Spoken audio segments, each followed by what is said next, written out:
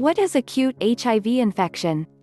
Acute HIV infection is the initial stage of HIV, and it lasts until the body has created antibodies against the virus.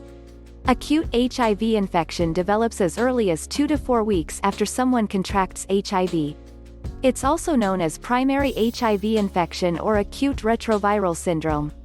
During this initial stage, the virus is multiplying at a rapid rate. Unlike other viruses, which the body's immune system can normally fight off, HIV can't be eliminated by the immune system.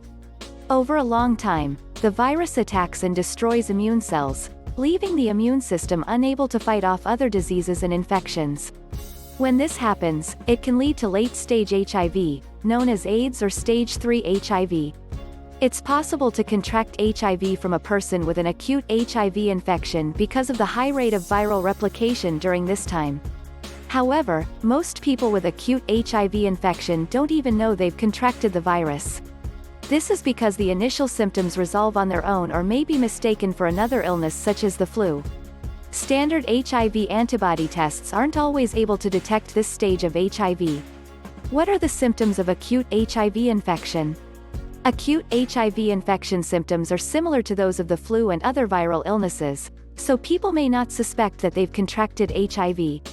In fact, the Centers for Disease Control and Prevention, CDC, estimates that of the nearly 1.2 million people in the United States living with HIV, about 14% of them don't know they have the virus. Getting tested is the only way to know. Symptoms of acute HIV infection can include rash, fever, chills, headache, fatigue, sore throat, night sweats, loss of appetite, swollen lymph nodes, muscle aches, diarrhea, ulcers that appear in or on the mouth, esophagus, or genitals. Not all symptoms may be present, and many people with acute HIV infection don't have any symptoms. However, if a person does experience symptoms, they may last for a few days or up to 4 weeks, then disappear even without treatment. What causes acute HIV infection? Acute HIV infection occurs 2 to 4 weeks after initial exposure to the virus. HIV is transmitted through contaminated blood transfusions, primarily before 1985. Sharing syringes or needles with someone living with HIV. Contact with blood, semen, vaginal fluids, or anal secretions containing HIV.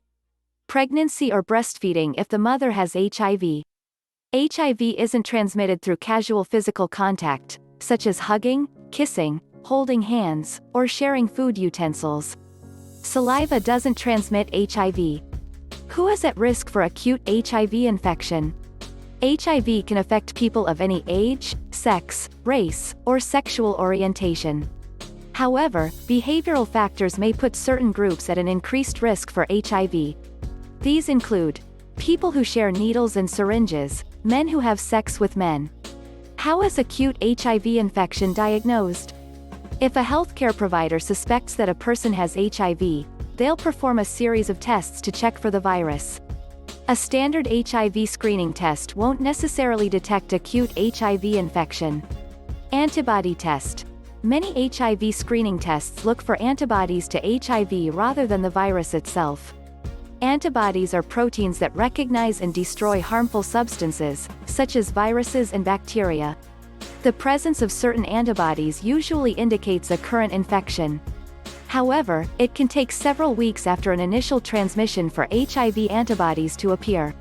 If a person's antibody test results are negative but their healthcare provider believes they may have HIV, they may be given a viral load test too. The healthcare provider may also have them repeat the antibody test a few weeks later to see if any antibodies have developed. Other tests. Some tests that may be able to detect signs of acute HIV infection include the HIV RNA viral load test, P24 antigen blood test, combined HIV antigen and antibody tests, also called fourth-generation tests. The P24 antigen blood test detects the P24 antigen, a protein that's only found in people with HIV. An antigen is a foreign substance that causes an immune response in the body. The fourth-generation test is the most sensitive test, but it doesn't always detect infections within the first 2 weeks. People who take a fourth-generation test or P24 antigen blood test will also need to confirm their HIV status with a viral load test. Anyone who's been exposed to HIV and may be experiencing acute HIV infection should get tested right away. If a healthcare provider knows that someone has had possible recent exposure to HIV, they'll use one of the tests capable of detecting acute HIV infection. How is acute HIV infection treated? Proper treatment is crucial for people diagnosed with HIV. Healthcare providers and scientists agree that early treatment with antiretroviral drugs should be used by all HIV-positive people who are ready to start taking a daily medication. Early treatment may minimize the virus's effects on the immune system.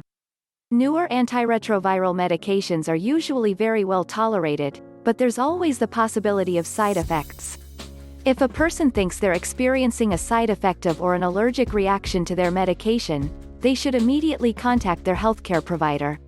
In addition to medical treatment, healthcare providers may also suggest certain lifestyle adjustments, including eating a healthy and balanced diet to help strengthen the immune system, practicing sex with condoms or other barrier methods to help decrease the risk of transmitting HIV to others and contracting sexually transmitted infections, STIs, reducing stress, which can also weaken the immune system, avoiding exposure to people with infections and viruses, since the immune system of those with HIV may have a harder time responding to the disease, exercising on a regular basis, staying active and maintaining hobbies, reducing or avoiding alcohol and injecting drugs, using clean needles when injecting drugs, stopping smoking.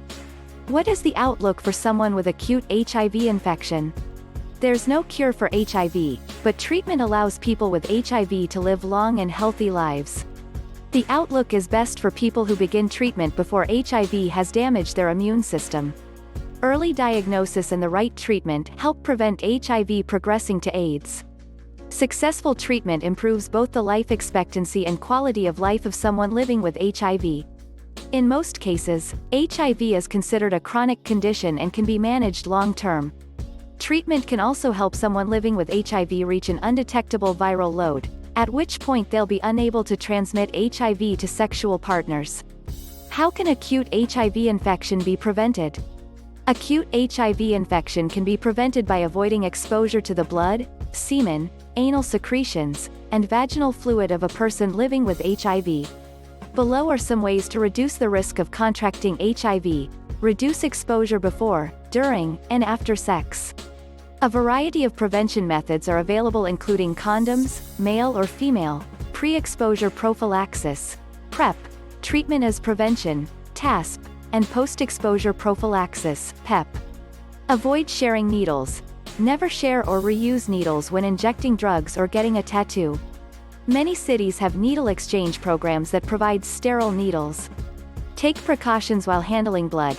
If handling blood, use latex gloves and other barriers. Get tested for HIV and other STIs. Getting tested is the only way a person can know whether they have HIV or another STI. Those testing positive can then seek treatment that can eventually eliminate their risk of transmitting HIV to their sexual partners. Being tested for and receiving treatment for STIs reduces the risk of transmitting them to a sexual partner.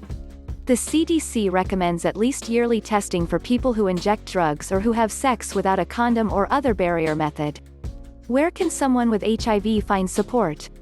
Getting an HIV diagnosis can feel emotionally devastating for some people, so it's important to find a strong support network to help deal with any resulting stress and anxiety.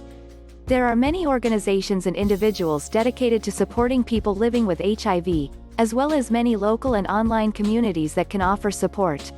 Speaking with a counselor or joining a support group allows people with HIV to discuss their concerns with others who can relate to what they're going through.